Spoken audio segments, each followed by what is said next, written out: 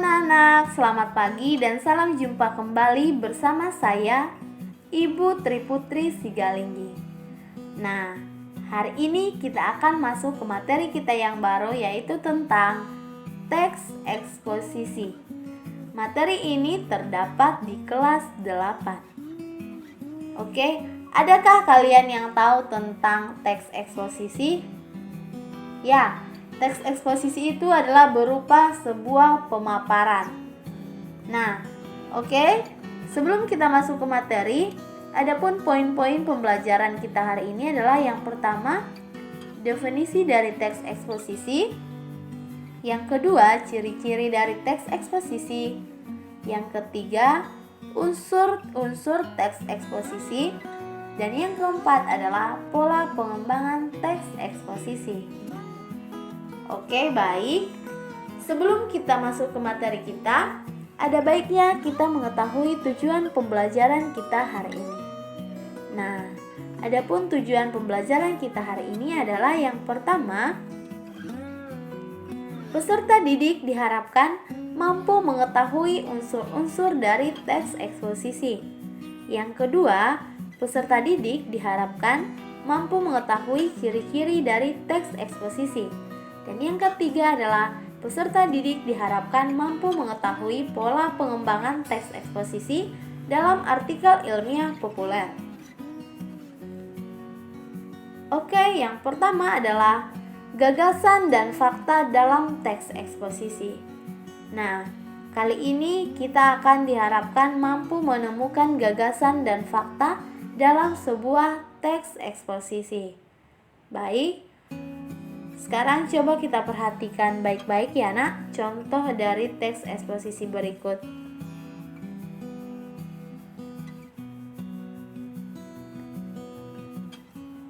Dari contoh teks berikut, kita akan diharapkan mampu menemukan atau mencari gagasan dan fakta dari teks ini. Oke, sekarang kita masuk ke materi, yaitu definisi tentang teks eksposisi. Teks eksposisi merupakan sebuah teks yang berisi penilaian, dorongan, atau ajakan kepada masyarakat atau khalayak ramai. Teks itu sendiri merupakan paragraf atau karangan yang terkandung sejumlah informasi dan pengetahuan yang disajikan secara singkat, padat, dan akurat. Bentuk teks eksposisi dapat ditemukan di media massa berupa esai, tajuk rencana atau editorial, dan tanggapan kritis. Nah, sebagai catatan, tidak jarang eksposisi ditemukan hanya berisi uraian tentang langkah, cara, atau proses kerja.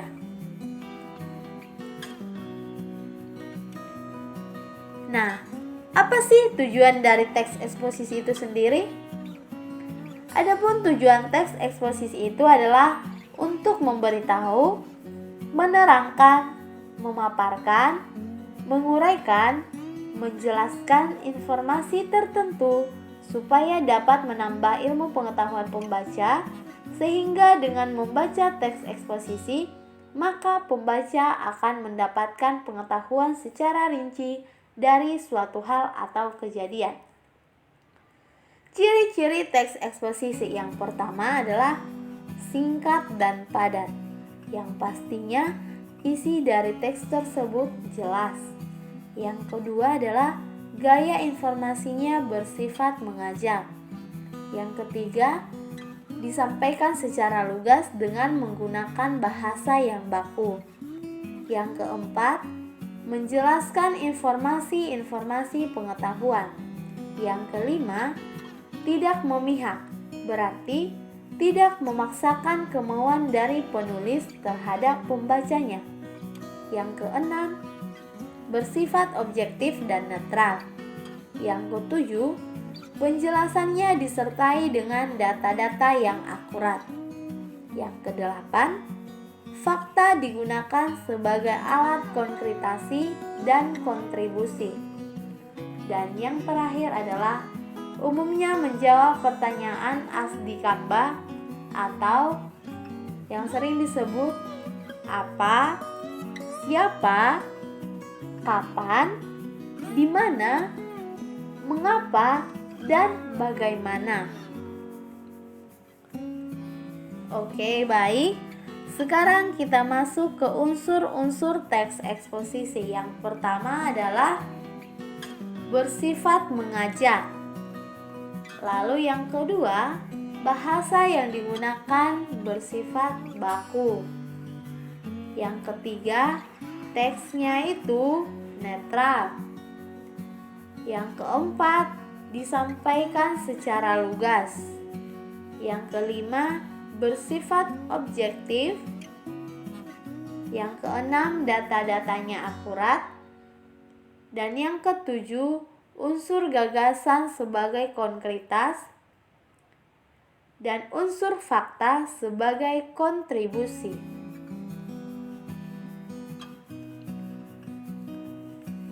Berikut kita masuk ke pola pengembangan teks eksposisi. Yang pertama adalah pola umum khusus. Dalam pola ini, kalimat utama berada di awal paragraf. Coba kita pahami definisinya ya, Nak. Nah, pola umum khusus ini mendahulukan kesimpulan pada bagian awal paragraf yang kemudian diikuti oleh ide-ide penjelas. Nah, lalu yang kedua adalah pola khusus umum. Dalam pola ini, kalimat utama berada di akhir paragraf. Kita lihat definisinya. Disusun dengan cara menguraikan data empiris berupa bukti, fakta, atau alasan sebagai gagasan penjelas pada awal paragraf yang diakhiri dengan kesimpulan berisi tentang gagasan utama pada bagian akhir. Lalu yang ketiga ada pola ilustrasi. Pola ini yaitu sebuah gagasan yang terlalu umum yang memerlukan ilustrasi-ilustrasi konkret. Ilustrasi-ilustrasi tersebut berfungsi untuk membuktikan suatu pendapat. Lalu yang terakhir adalah pola perbandingan. Pola ini berisi perbandingan antara suatu hal dengan yang lainnya. Nah, untuk meyakinkan suatu pendapat, kamu dapat melakukan suatu perbandingan, baik itu dari benda-benda, keadaan, atau yang lain ditentukan perbedaan atau kesamaan berdasarkan aspek tertentu. Oke, demikian materi seputar teks eksposisi. Sesuai dengan penjelasan Ibu di awal, kita diharapkan mampu menemukan gagasan dan fakta dari sebuah teks. Nah, tadi anak didik Ibu sudah membaca teksnya dengan seksama kan? Nah, sekarang kita akan mencari gagasan dan fakta dari teks tersebut. Perhatikan baik-baik ya, Nak. Gagasan. Gagasan tersebut disebut juga ide ataupun pendapat yang isinya berupa pernyataan yang mungkin berupa sebuah komentar, penilaian, saran dan dorongan atau bujukan.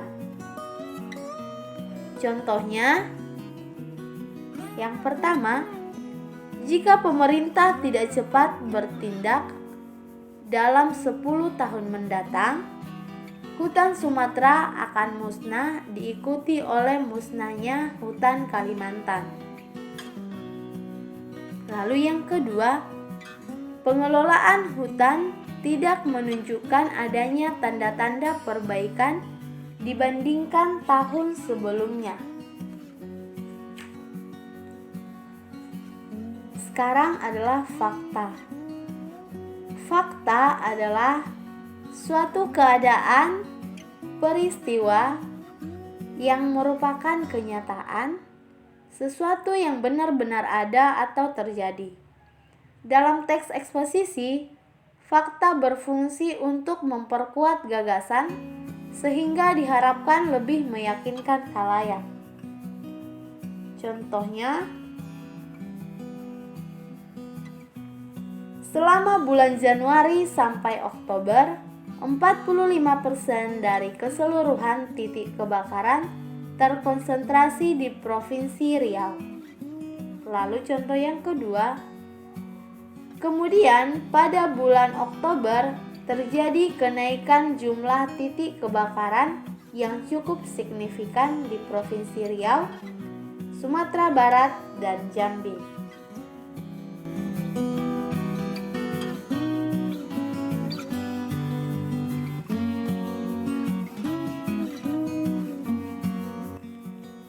Baik, demikian pembelajaran kita hari ini. Ibu harap materi kita hari ini bermanfaat bagi anak didik Ibu.